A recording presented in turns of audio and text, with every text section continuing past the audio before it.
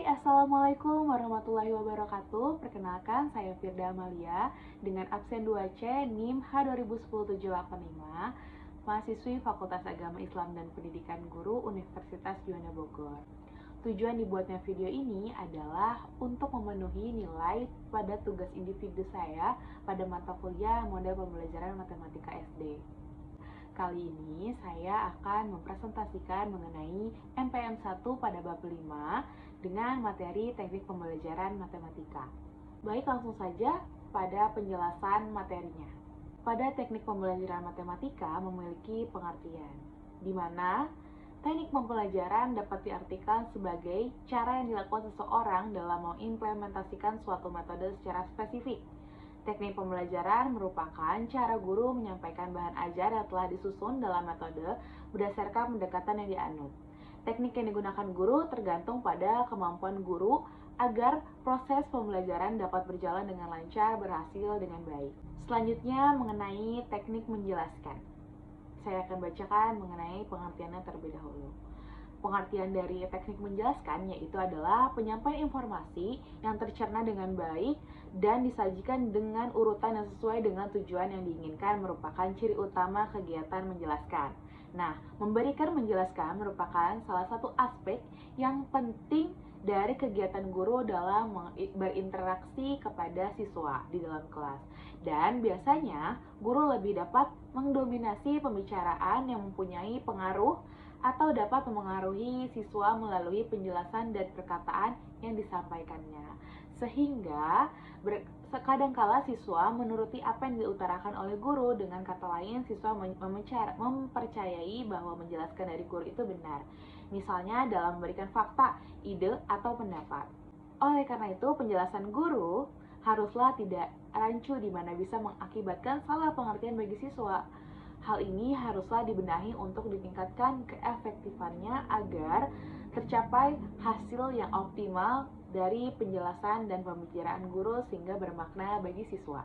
Pada tujuan keterampilan di sini dijelaskan, menurut Ernie DKK tahun 2005, beberapa tujuan yang akan dicapai dalam memberikan penjelasan di kelas antara lain: 1. Untuk membimbing siswa-siswi memahami dengan jelas ucapan dari pertanyaan mengapa yang dikemukakan oleh guru atau yang diajukan oleh siswa maupun siswi. Yang kedua, ada menolong siswa-siswi atau mendapatkan memahami hukum, dalil, dan prinsip-prinsip umum secara objektif dan bernalar. Selanjutnya yaitu yang ketiga, ada melibatkan siswa-siswi untuk berpikir memecahkan masalah atau pertanyaan. Dan ada untuk mendapat umpan balik dari siswa maupun siswi mengenai tingkat pemahamannya dan untuk mengatasi kesalahan pengertian pada mereka. Selanjutnya mengenai teknik bertanya, di sini ada pengertian dari teknik bertanya, yaitu merupakan sejumlah cara yang dapat digunakan oleh guru untuk mengajukan pertanyaan kepada peserta didiknya dengan memperhatikan karakteristik dan latar belakang peserta didik.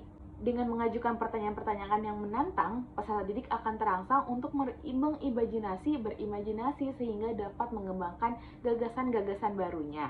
Pertanyaan yang baik memiliki kriteria khusus seperti jelas, informasi yang lengkap, terfokus pada satu masalah, berikan waktu yang cukup, sebarkan terlebih dahulu pertanyaan kepada seluruh siswa, berikan respon yang menyenangkan, segera mungkin, yang terakhir, tuntunlah jawaban siswa sampai ia menemukan jawabannya sendiri. Lalu, apa prinsip dan kebiasaan yang harus dihindari guru dalam bertanya? Nah, di sini ada beberapa prinsip dan kebiasaan yang harus dihindari saat kegiatan bertanya oleh guru, yaitu mengenai kebiasaan menjawab pertanyaan sendiri. Misalkan guru bertanya lalu ia menjawab sendiri, seharusnya itu ketika guru bertanya biarkan siswa memberikan pendapat atas pertanyaan yang guru sampaikan. Oke. Selanjutnya mengulang jawaban siswa. Jika kita sebagai guru memberikan pertanyaan lalu siswa menjawab, kita hanya mengulang jawaban siswa itu tidak dibenarkan dan harus dihindari. Lalu ada menjawab pertanyaan sendiri dan mengajukan pertanyaan yang memancing jawaban serentak. Lalu ada mengajukan pertanyaan ganda dan ada menentukan siswa akan menjawab pertanyaan. Baik, teknik bertanya sudah dijelaskan, lalu ada yang mengenai tipe-tipe pertanyaan. Beberapa contoh tipe-tipe pertanyaan yang dapat digunakan sebagai panduan dalam pembelajaran matematika yaitu ada satu, pertanyaan yang berhubungan dengan pemahaman tentang konsep, di mana mengapa bilangan-bilangan ganjil dikaitkan dengan bilangan genap, lalu menghasilkan bilangan genap. Nah, contoh pertanyaannya seperti itu. Lalu ada contoh pertanyaan 2, di mana pertanyaan yang berkaitan dengan pemahaman tentang prinsip. Contohnya, mengapa bagian dengan bilangan 0 tidak didefinisikan? Berarti di sana guru meminta siswa untuk mendefinisikan arti dari bilangan 0. Lalu contoh yang ketiga ada pertanyaan yang berkaitan dengan penerapan tentang keterampilan, di mana contoh, bila kita meminjam uang dari bank, lebih untung cara perhitungan bunga efektif atau perhitungan bunga flat. Nah, biarkan siswa menjawab dari tentang keterampilan mereka, berimajinasi bagaimana pendapat mereka masing-masing. Lalu ada yang dinamakan pertanyaan yang berhubungan dengan penerapan tentang konsep. Contohnya, di antara yang berikut ini, misalkan mana yang merupakan persamaan lingkaran, ya kan?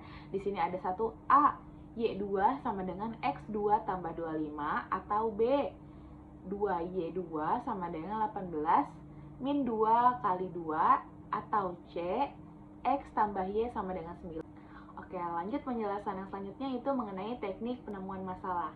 Nah, menurut Hudiono Tadikin tahun 2012 yang menyatakan bahwa pemecahan masalah merupakan suatu hal yang sangat esensial di dalam pembelajaran matematika.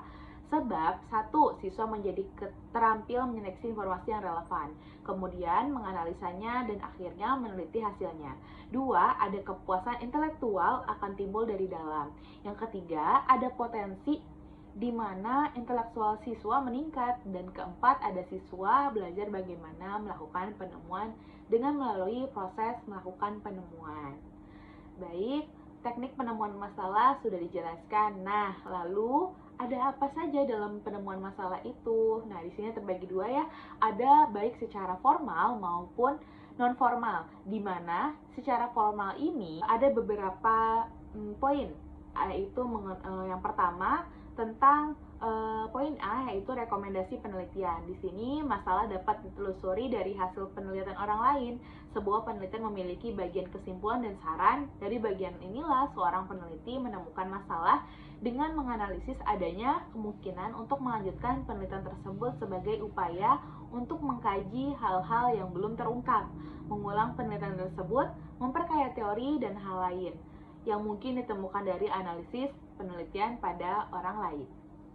Lalu ada poin analogi, di mana analogi merupakan penemuan masalah dengan cara mengadaptasi masalah dari suatu pengetahuan dan menerapkannya ke bidang pengetahuan.